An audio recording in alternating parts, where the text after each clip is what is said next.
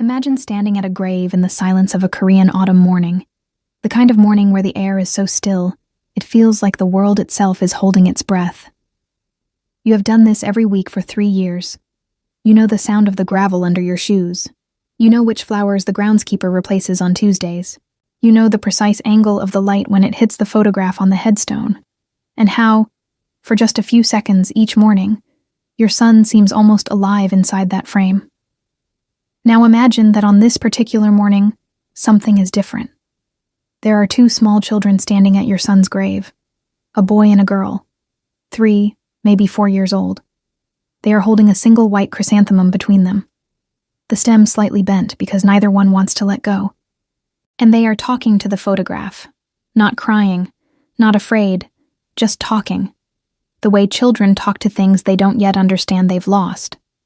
And then one of them turns, notices you standing there, and without hesitation, without any fear at all, looks you directly in the eye and asks 3 words.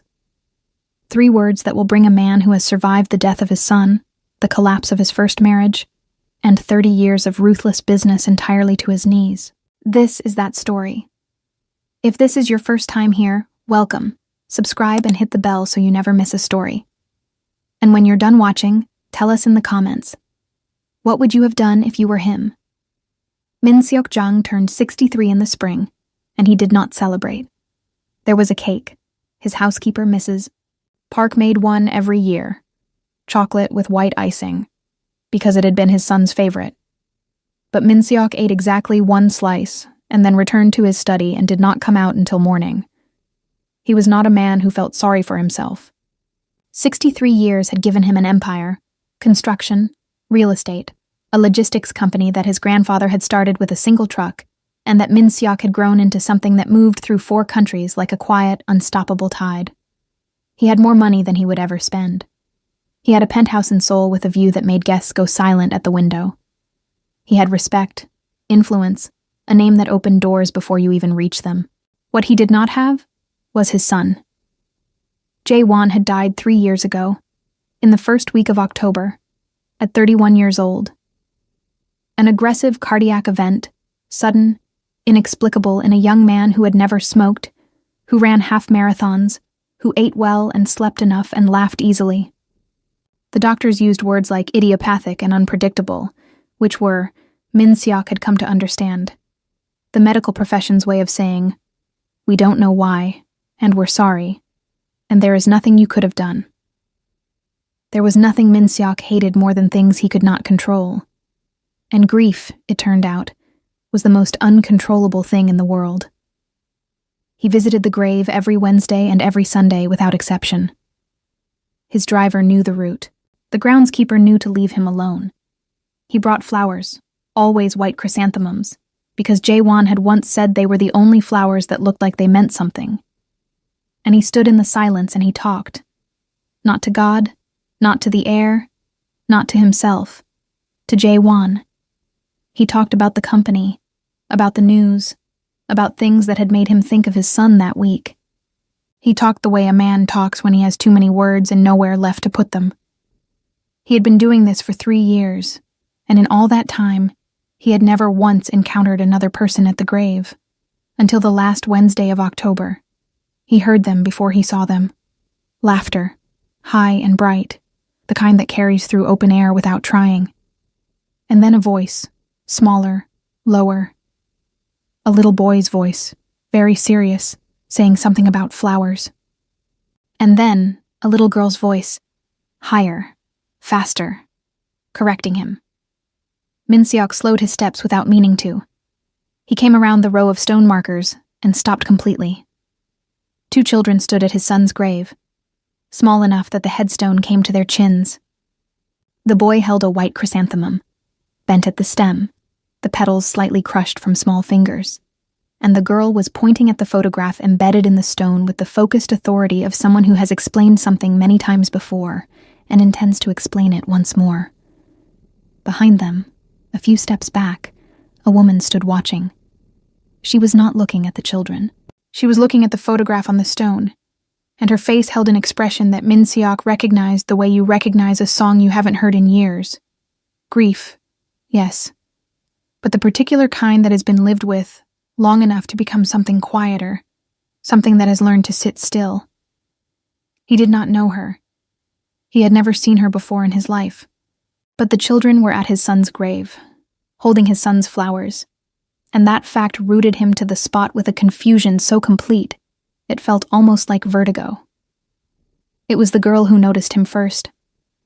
She turned, and she looked at him with the direct, unhurried confidence that children have before the world teaches them to look away. She took in his suit, his silver hair, the flowers in his hand. Then she pointed at the photograph on the stone, and she said 3 words. You are Halmoji. Not Halmoni, grandmother. Not Harabeoji, grandfather.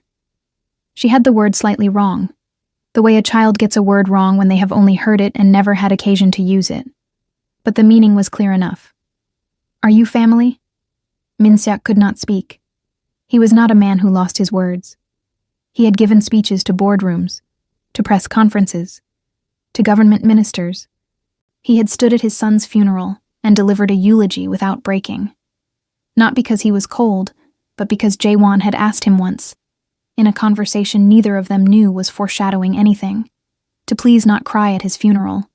It would embarrass him in front of everyone.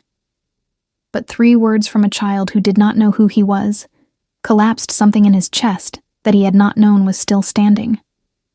He felt his knees. He actually, physically, felt the weight of himself and pressed one hand to the nearest headstone. Not Jaewon's, someone else's, a stranger's, to stay upright. The woman was beside him in seconds. Sir, are you all right? Her voice was low and steady. American English, a southern warmth to the consonants. She put a hand near his elbow, not grabbing, just present, the way you approach someone who might startle. Minseok looked at her, then he looked at the children, then he looked at the photograph of his son on the headstone, at the name, Jang Jaewon, 1989-2020, and then at the children again. The boy had the same line between his eyebrows that Jaewon had always gotten when he was concentrating. The exact same line. Minseok had looked at it 10,000 times across 31 years. Who are they? It came out barely above a breath, not a question at all, but the only thing his mouth could produce. The woman was very still for a moment. Then, quietly, not unkindly, but with the weight of someone who has carried a truth for a long time and finally sees where it needs to go, she told him. They are Jaewon's children. My daughter was their mother. I'm Sage Dubois. And I think, a breath measured, that we need to sit down. There was a bench near the cemetery entrance, under a ginkgo tree that had just started to turn gold. Minseok sat on one end, Sage sat on the other. The children, the boy, Noah, and the girl, Naya, ran in small circles on the grass nearby, having lost interest in the adults with the merciful speed of the very young. Sage watched them for a moment before she began. She seemed to be organizing something inside herself, and Minseok, who had spent a lifetime reading rooms. Let her. Her name was Camille, she said at last. Camille Dubois. She was 24 when she met your son. He was studying in Atlanta, business program, some exchange partnership between Seoul National and Emory. She was finishing her nursing degree. Minseok listened. He knew about the Atlanta year.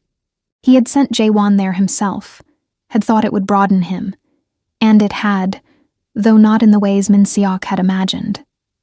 Jaewon had come home from Atlanta different, quieter in some places, louder in others, more certain of himself in ways that had, at the time, unsettled his father.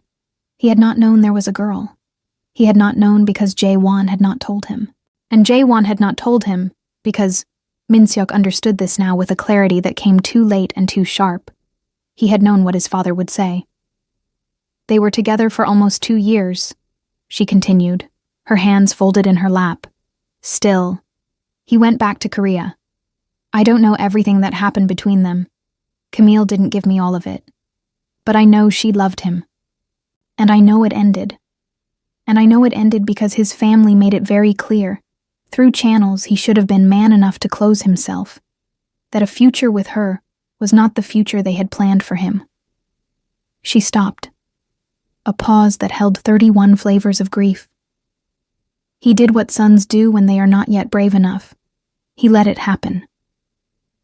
Min-seok sat with that for a long moment. He did not defend Jae-won. He could not, because it was the truth, and because the weight of that particular failure now belonged to him too, in ways he was only beginning to understand. She found out she was pregnant 4 months after he left.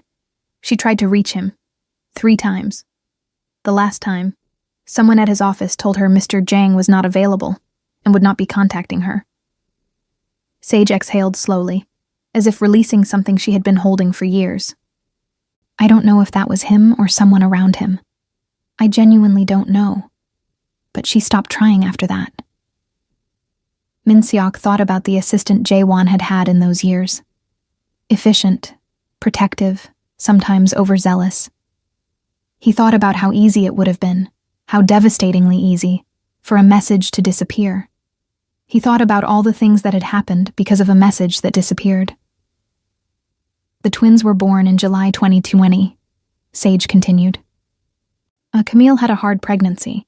She was young and she was alone and she was stubborn, which is a combination that will wear you down. The birth was... Another pause. Longer. There were complications. She held them both. She named them. She told me I was going to be their grandmother, and that I was not allowed to be sad about it. A small, devastated smile crossed her face and vanished.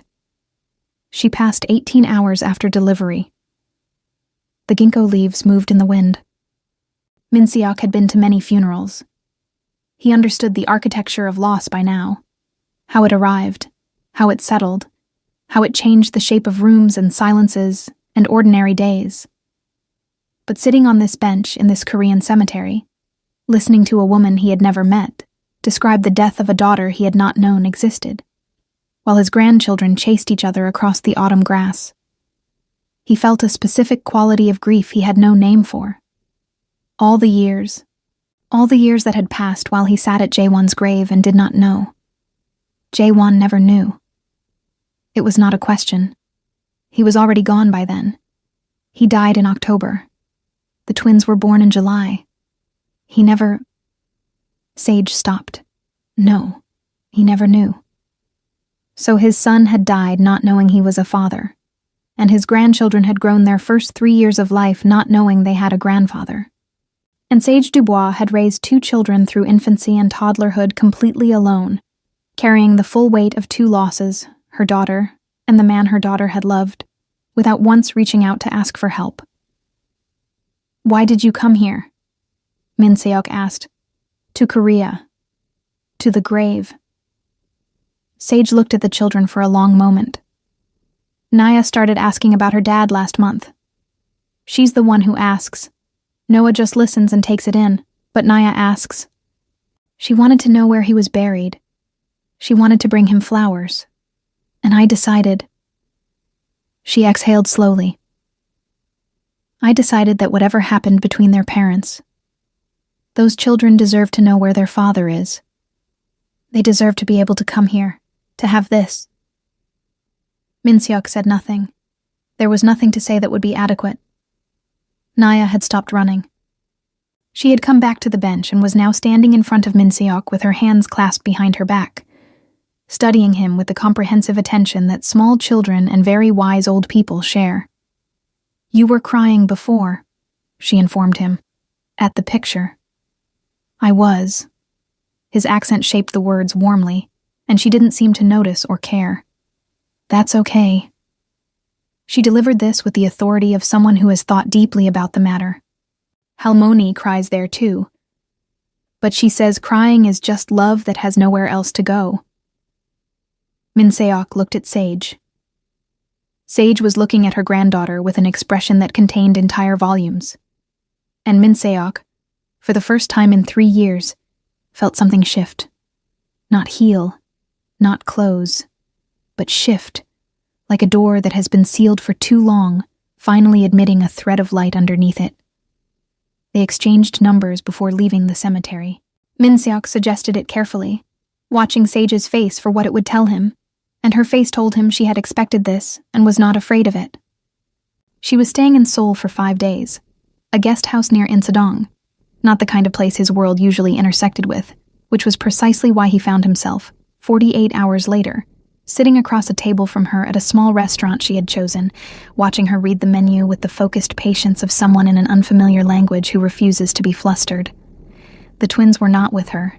She had arranged for the guest house owner's teenage daughter to watch them for 2 hours, a transaction she had negotiated with a combination of hand gestures and a translation app that she described with such dry, self-deprecating humor that Min-seok found himself almost smiling. Almost. He had spent the 48 hours between the cemetery and this dinner, doing what he always did when confronted with a problem whose dimensions he could not yet see. He had gathered information.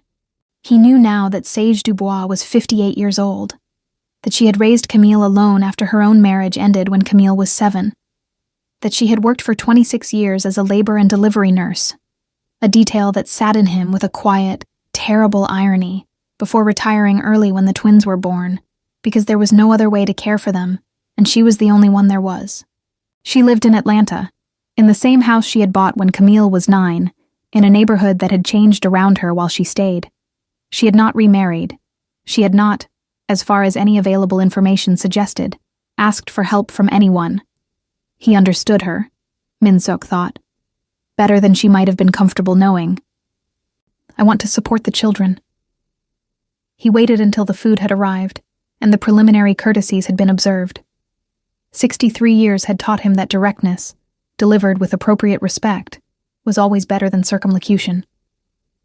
Financially, whatever they need, school, healthcare, a better living situation if that's... Sage set down her chopsticks. She did it very gently, very deliberately. The way you set something down when you want to make sure your hands are completely empty before you speak. No. He had not expected that. Not the word, and not the absolute quiet certainty with which it arrived. No? Those children are not a debt to be settled. They're not a problem to be managed. I don't need your money, Mr. Jang. We have what we need. What I came here to give them was a grave to visit and a photograph with a name under it, so that when they're older and they have real questions, questions I can't answer, questions about who he was and where they come from, they have somewhere to start. That's all this was. Min-seok looked at her for a long moment. In his world, in the world of boardrooms and negotiations and the particular social mathematics of great wealth, people said no as an opening position. They said no to see what came next, to see how much you wanted something, to establish a baseline from which the real conversation could begin. He had been refused 10,000 times and had never once taken it at face value. Sage Dubois, he understood with a certainty that went somewhere below logic, did not mean it as an opening position. She meant it because it was true. I understand.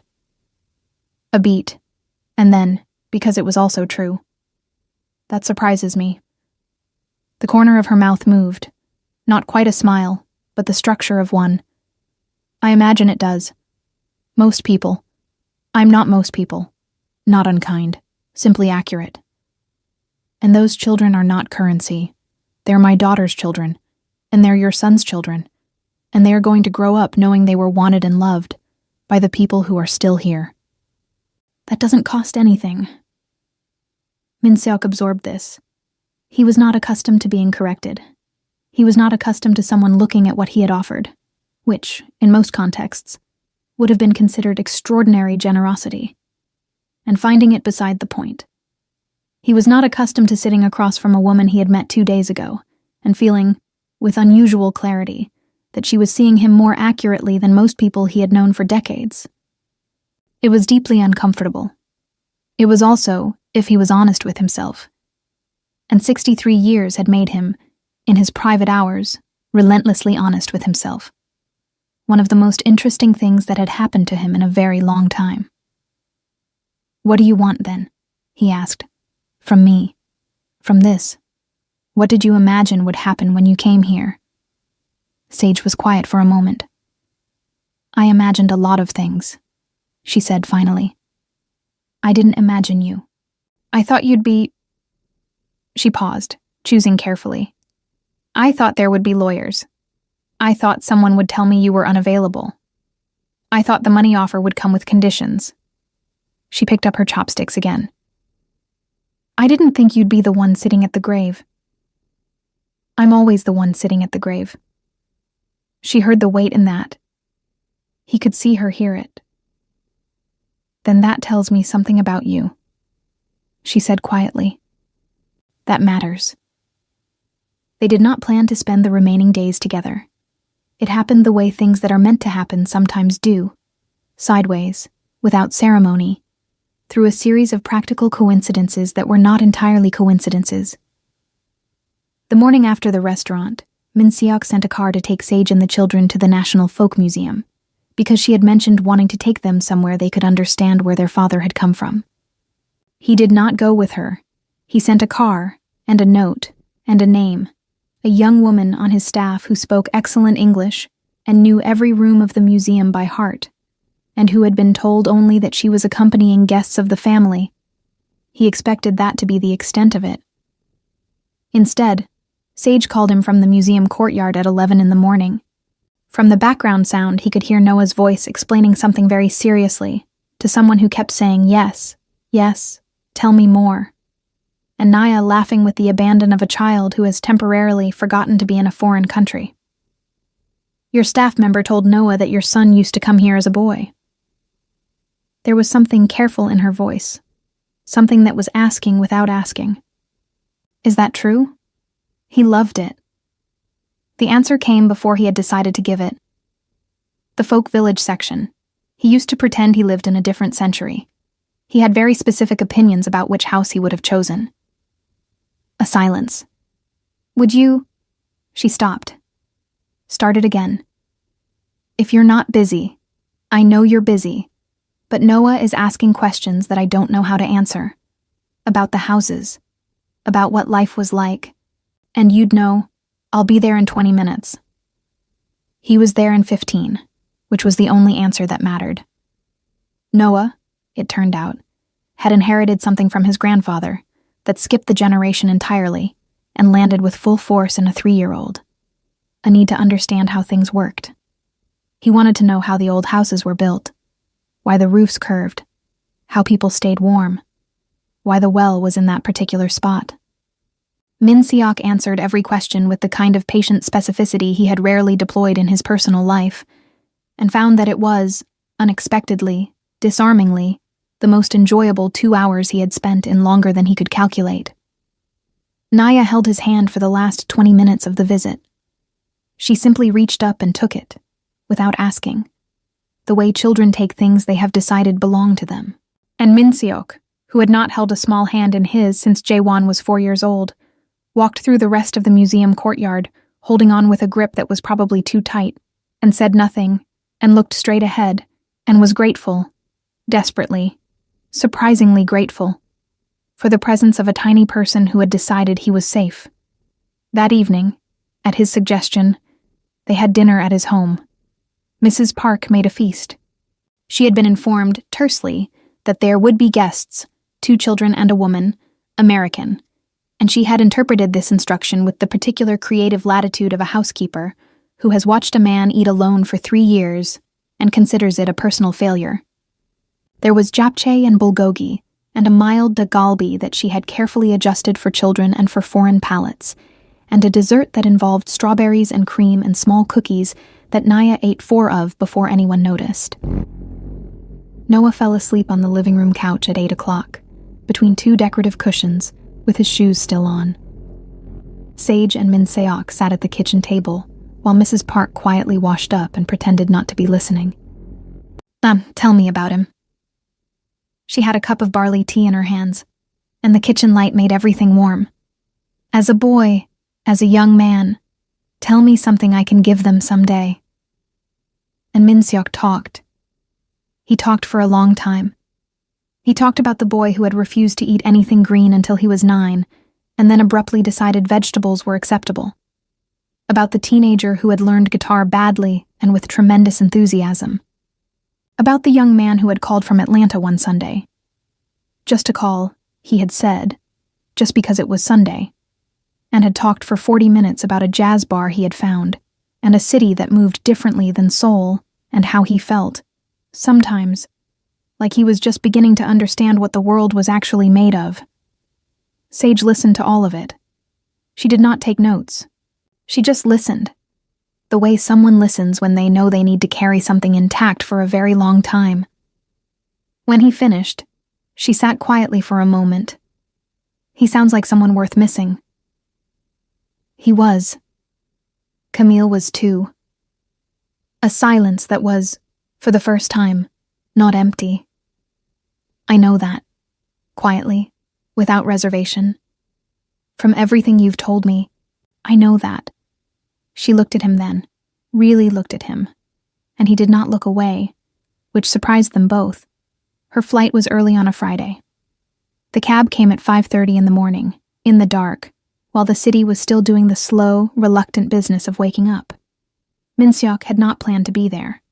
He had told himself he would not be there. He had, in fact, been awake since $3, telling himself this with increasing specificity, until at 5:15, he was standing outside the guest house in the cold with 2 cups of coffee from the place around the corner that opened before dawn, because some habits override logic completely. Sage came out with both children still half asleep. Noah carried in her arms. Naya walking with the solemn determination of a child who has decided that being tired is beneath her. They both stopped when they saw him. Naya, who had inherited her mother's directness and her grandmother's composure in a combination that was going to be genuinely fearsome in about 15 years, said simply, "You came." "I came," he confirmed, "because you didn't want us to go." Children cut through everything. There was no diplomatic phrasing that worked on a 4-year-old. There was only true or not true. "Yes, because I didn't want you to go." Naya considered this, nodded once, and walked to the cab. Noah woke up enough to register Min-seok's presence and reached out one small arm from Sage's shoulder for a hug, which Min-seok gave with a completeness that neither of them tried to make brief. He handed the second coffee to Sage over the top of Noah's head, and she took it. And they stood there in the pre-dawn cold, while the cab driver loaded luggage and the city moved around them. "I don't know how to do this." Whatever this was, whatever it was becoming, he had no map for it. "I don't know what to ask for, or what would be appropriate, or ask for what you actually want." The simplicity of it landed like a correction. "That's what I do. I want to know them. I want to be." He paused. The word felt enormous in his mouth. "Grandfather." Sage looked at him steadily. "Then be that, call when you can. Visit if you're ever in Atlanta. Video call on their birthdays. They're in July the 22nd. Let them grow up knowing your face. That's all it takes. And you?" A beat. "What about me? Is there room in this?" He gestured slightly, at the space between them, at the whole improbable structure of what the past 5 days had built. "For more than the children." Sage was quiet long enough that he began to regret asking. Then she tilted her head very slightly, the way someone does when they are deciding something that is already decided and they just need a moment to be sure. "I didn't come here expecting to like you. I came here expecting lawyers and conditions, and a check I was going to refuse. I didn't expect..." She glanced at the ground briefly, then back at him. "I didn't expect someone who sits alone at a grave every week and talks to his son.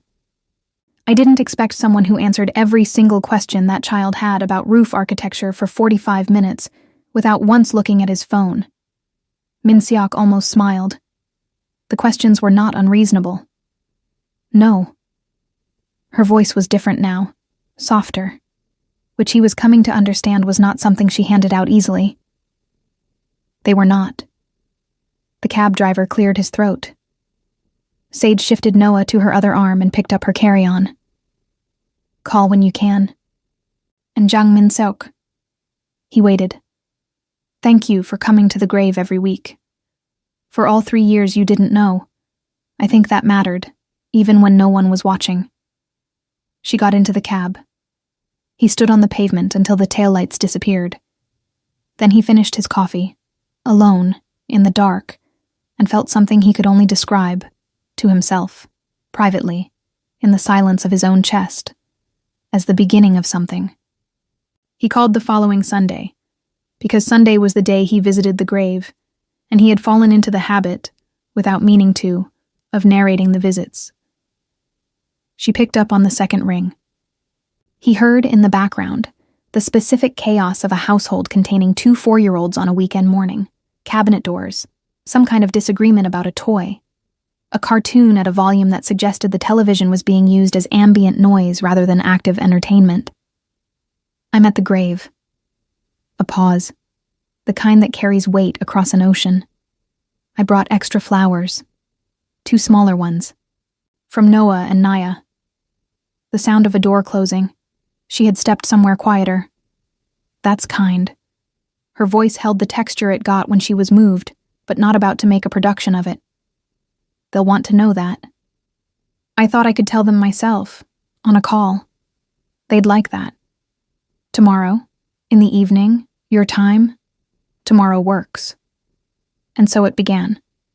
Tuesday and Thursday evenings, Atlanta time, which was his Wednesday and Friday morning. He was 63. He was awake before dawn anyway. There was nothing inconvenient about it. He called. Noah told him things that seemed unconnected but were always. He came to understand about something important on the inside. Naya asked direct questions and expected complete answers and had, by December, developed a habit of showing him drawings through the phone camera, pressing them flat against the screen with the focused pride of an artist expecting a real critique. He gave real critiques. She loved it. He and Sage talked after the children went to bed. Not every call, not in a scheduled way, but it happened naturally, the way things happen when 2 people have more to say to each other than they had planned. She told him about the neighborhood, about Atlanta winters, about the book she was reading and the television show she had opinions about, and the ongoing saga of Noah's new obsession with trains. He told her about the company, about Soul, about things that had made him think of the children during the week. He did not say, for a long time, the things that were accumulating underneath those conversations. He was 63 and deliberate, and he understood that the feelings gathering in him were real, but that they required care, that Sage Dubois was not a woman to be rushed or assumed, and that whatever was growing between them would grow at exactly the pace she permitted, and not a degree faster. He was, it turned out, entirely fine with that. He had been impatient his whole life. He had built an empire on the conviction that speed was a form of power. Sitting with this, with the slow, careful accumulation of mornings and calls and small exchanges that meant more than they seemed, was teaching him something he could not have named, but felt was overdue. In February, he flew to Atlanta. He did not announce it far in advance. He told Sage a week before. She said, "You're welcome here." Then, after a short pause, "The couch is comfortable. I'll stay at a hotel." "You don't have to." "I know." A beat. He could feel her thinking on the other end of the line. Then, "Guest room it is." And that was that. Her house was not what he had imagined, though he was not sure what he had imagined. It was an older home, craftsman style, he learned. A word that meant something specific about American architectural history, in a neighborhood where the trees were old enough to arch over the street. It was warm inside, not warm the way hotels were warm, with their anonymous comfort, but warm the way homes are warm when someone has lived in them long and loved them. Worn wooden floors, bookshelves that had clearly been organized and reorganized over years, a kitchen that smelled like coffee and something sweet, photographs on the walls. He recognized Camille from a school portrait Sage had described, a teenage girl with her mother's composure and a smile that was, Min Seok thought, very slightly her own. Camille at her nursing graduation, in white and blue. Camille very pregnant, laughing at whoever was behind the camera. 2 tiny babies, wrapped in the kind of deliberate, careful way that spoke of a grandmother who had spent decades doing this for other people's children, and was now doing it, with every skill she had, for her own. Noah and Naya saw him come through the door, and the response was immediate and physical. Noah ran into him at exactly hip height, which was the impact point available to a 4-year-old. And Naya said, "Halmoji," at a volume she had not calculated, and flung herself upward in the expectation of being caught, which he did, purely on reflex, with a competence that surprised him. He had not caught a small child in 30 years. The muscle memory, it seemed, had stayed. He was there for 8 days. He took the children to the aquarium. Noah stood in front of the jellyfish exhibit for so long that a staff member came to ask if he was okay, and he was studying them with the specific intensity of a person making decisions. And to a park and to a bookstore, where they were each allowed to choose one book, and Naya chose one with a dragon on the cover, and Noah chose one about trains, and both choices were entirely predictable and entirely right. He and Sage cooked dinner together twice, which required negotiation over the stove because they both had strong opinions about garlic. They went for a walk on the 3rd evening, after the children were in bed, in the winter-quiet streets under the old trees, and talked for 2 hours about everything and nothing, and the particular things that two people talk about when they are trying, carefully, to understand what they are to each other. And I was married for 18 years. Not as information, as a confession. I was not good at it. I was present in the way that a building is present. Large, structural, useful. But I was away more than I was there. And Jaewon deserved more than a father who was always just about to have time. Sage walked beside him without rushing to fill the silence. I was the opposite. A beat, the kind she took when she was choosing exactly how much to give. And I was there every minute. I made Camille's lunch until she was 16 and told me it was embarrassing. I was at every school event. I was so present. I think sometimes I forgot she was a person separate from me. She had to go to Atlanta to find out who she was without me watching. I think that's why she never told me about your son, at first. She was still figuring out what she wanted before anyone else's opinion could get involved. She sounds like someone who knew herself. She knew herself too well, sometimes. She had too much dignity to ask for help. Sage stopped walking. They were under a streetlight, and she looked at him with her face very open in a way he was learning was rare for her. It's something I recognized in you. Min-seok was still. Too much dignity to ask for what you need. You sat at that grave alone for 3 years. He had no response to that. It was entirely true. I don't want to keep doing that. It came out more plainly than he intended. But plain he was finding was the only language that worked with her. Being alone in things. Sage looked at him for a long, considering moment. Then she began walking again. But her arm was slightly closer to his than it had been before. And by the end of the block, the distance between them had closed to nothing. And they walked the rest of the way home, in the kind of silence that is not empty at all.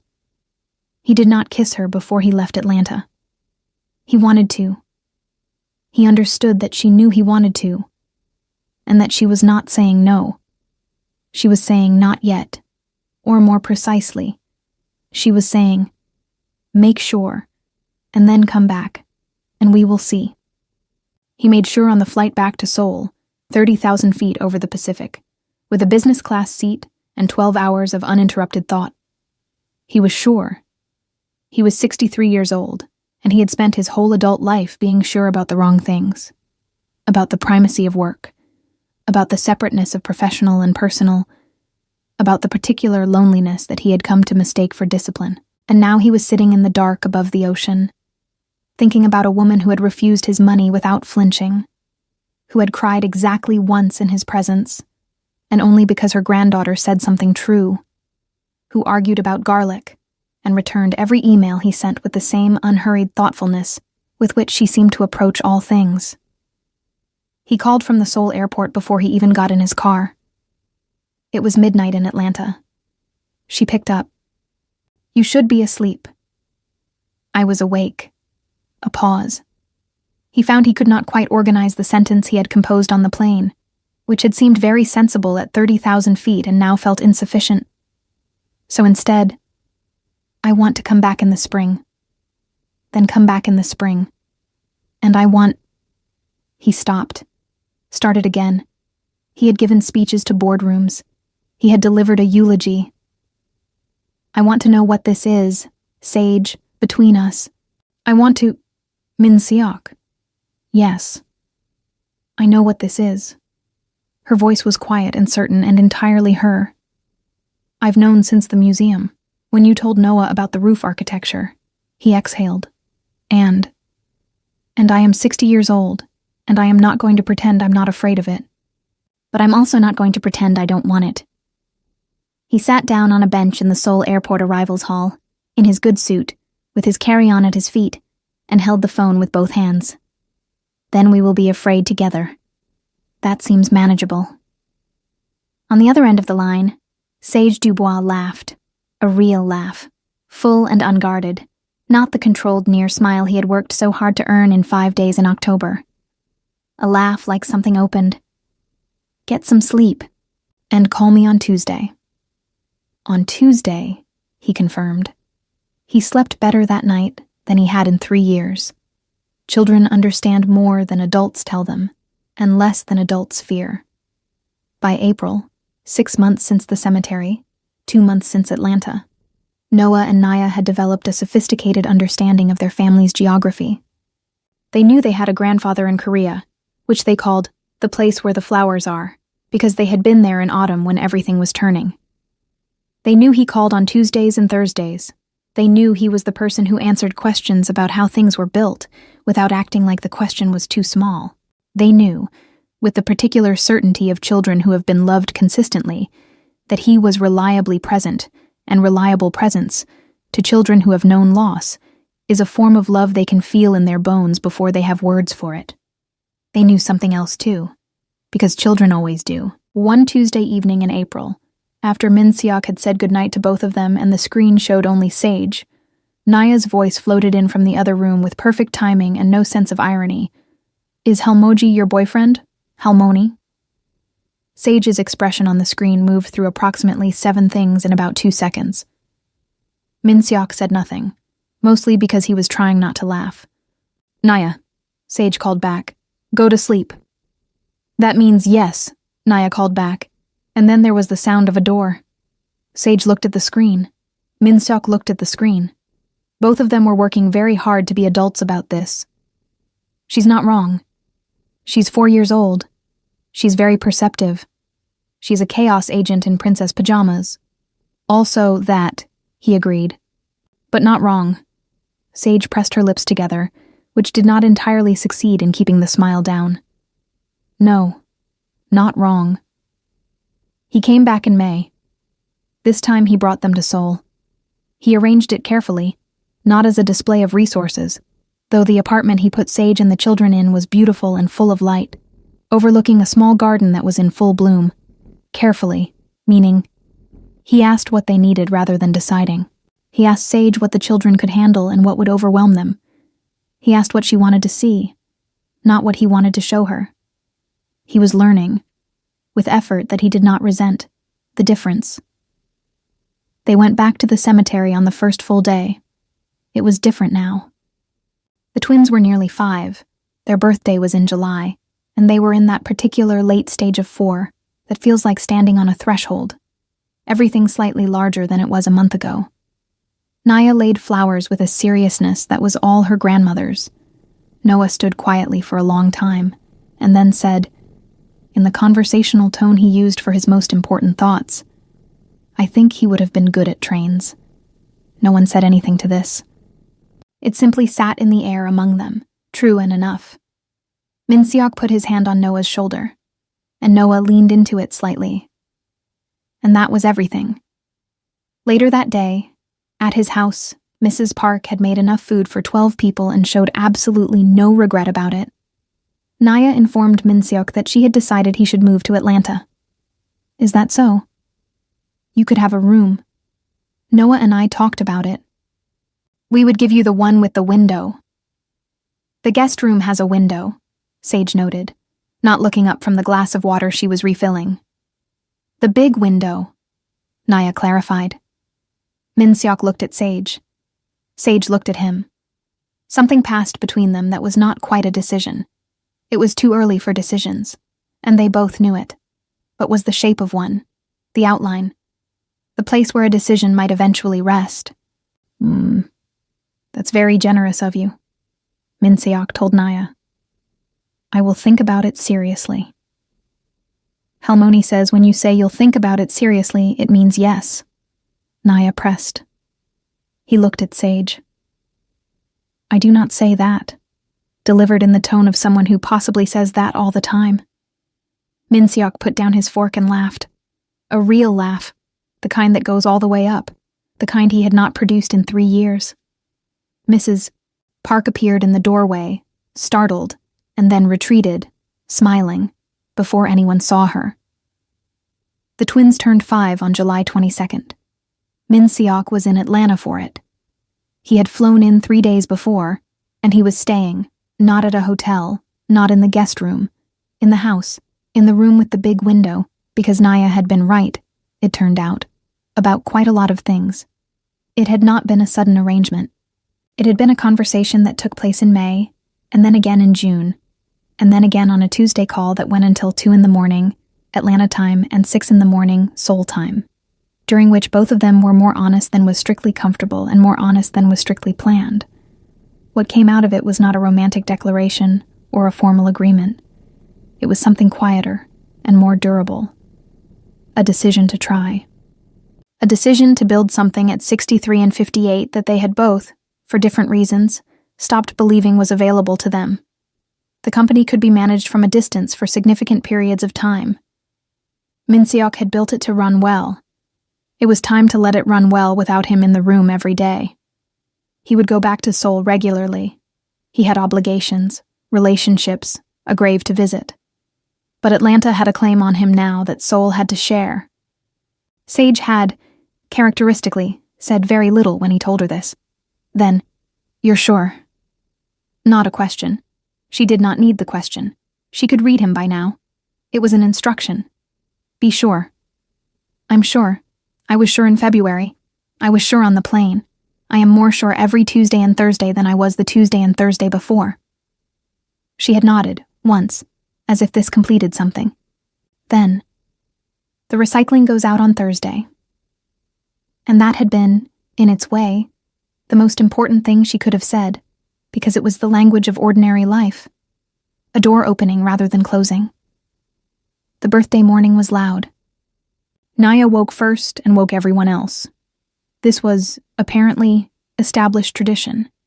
And then there was the particular controlled chaos of 5-year-olds and presents and breakfast that became cake because it was a birthday, and different rules applied. Min-seok made the coffee. He knew where the cups were now. He knew that Sage took hers with a little sugar and no milk, and that she needed exactly 1 cup before she was fully present in a conversation. And he had learned to recognize the difference between her still waking quiet and her actual quiet, which were distinct. He handed her the cup. She was sitting at the kitchen table, watching the twins through the doorway. Some elaborate negotiation about wrapping paper was underway, and the morning light was the particular gold of a southern summer, and she looked like herself, completely herself. And he thought, this is the thing I did not know to want, and now it is the thing I cannot imagine not having. She looked up when she took the cup, and she saw something in his face. What? Nothing. Just looking. She considered him for a moment, and her face did the thing it did, that contained, private thing, that he had learned to read as something other people might have called a smile but was more than that. It was a yes, a present tense, ongoing, I'm here, yes. Sit down. It's their birthday. We're not allowed to be quiet today. He sat. Naya immediately climbed into his lap without warning or preamble, because this was also established tradition by now, and Noah came and leaned against his arm with a train book that he opened to a page he had been thinking about, apparently, and wanted to discuss. And Sage sat across from them with her coffee, watching, and the gold morning went on around them like something held carefully. He thought about the grave. He still went, and he would always go, but the feeling of it had changed. Not less, not smaller, but different in the way grief changes when it finally finds company. Jae-won had given him these children. Jae-won, through the inexplicable geometry of a love that had been brief and real and ended before its time, had sent these two small people and this one extraordinary woman into his cemetery on an October morning and destroyed and rebuilt him in the same hour. He thought about the 3 words. T-U-R Halmoji. A 4-year-old girl with a slightly bent chrysanthemum and no knowledge of who she was talking to, cutting through everything, through grief and pride and 3 years of silence and all the vast, unnecessary distance, and finding, by accident, the exact thing that was true. You are family. Yes, he thought. I am. At last, I am. The following October, on a Wednesday, Min Seok went to the cemetery as he always did. He brought white chrysanthemums, 4 of them now, the 2 smaller ones from Noah and Naya, who were 5 3/4, and had requested that their flowers be included formally, and not just symbolically. Sage came with him. She had not been back since the first visit, had felt, she said, that the early weeks should be his, that she did not want to crowd the space. But the children were in school now, and it was October again. And she had come back to Seoul for 2 weeks. And this time, she stood beside him at the grave and held the extra flowers and was simply there. They stood in the silence for a while. The city moved around them at a distance. The ginkgo trees were turning again, that full insistent gold, leaves coming down in the particular slowness of a windless day. Min Seok placed the flowers. He stood up. He looked at the photograph of his son, 31 years old, permanently, in the frame, smiling in the way he had smiled when he was amused by something he had not expected. I think he would have liked you. The words came quietly, without ceremony. Sage was quiet for a moment. I think he would have been relieved that someone was here with you. Min Seok considered this. Yes, I think that too. She slipped her hand through his arm. Not dramatically, not with ceremony, just the straightforward, matter-of-fact gesture of a woman who has decided something and sees no reason to make a production of it. He covered her hand with his, and they stood like that for a few more minutes. 2 people who had come to this place from completely different directions and found, entirely against probability, that they had arrived at the same spot. Below them, in the city, 2 children were in school learning the names of things and asking questions that their teachers found challenging, and their grandfather, when called upon, answered with great patience and specificity. Above them, the ginkgo trees kept turning, and the world, which had been so irrevocably broken, continued, as worlds do, the slow, extraordinary work of growing something new in the ruins of what was lost. If this story moved you, subscribe so you never miss what comes next. Drop a comment below. We read every single one. And share this with someone who needs to believe that it is never too late to find your people.